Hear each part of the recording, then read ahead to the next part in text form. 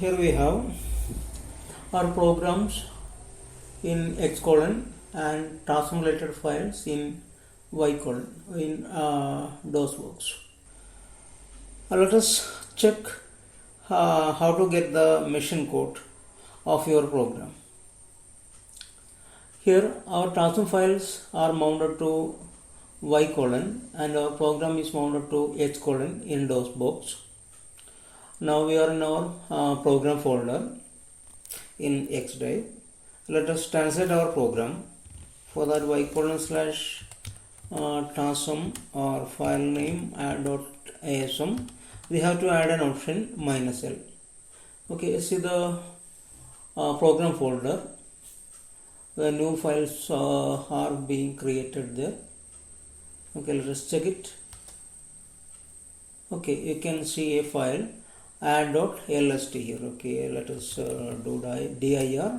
You can see apart from this add.obj, you can see add.lst. Okay, let us open this file add.lst.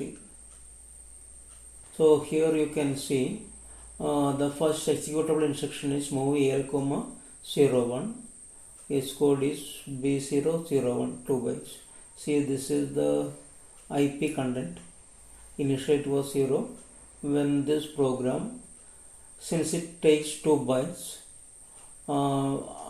while decoding and executing this instruction, IP will be incremented to point to the next instruction. So it is 002. So B001, B0 will be stored in the location 0000 and this one is 0001. So this 0000 16 bit, it is called offset.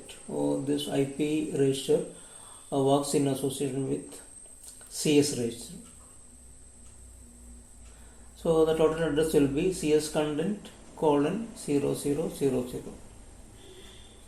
and this one it will be CS content : 0002.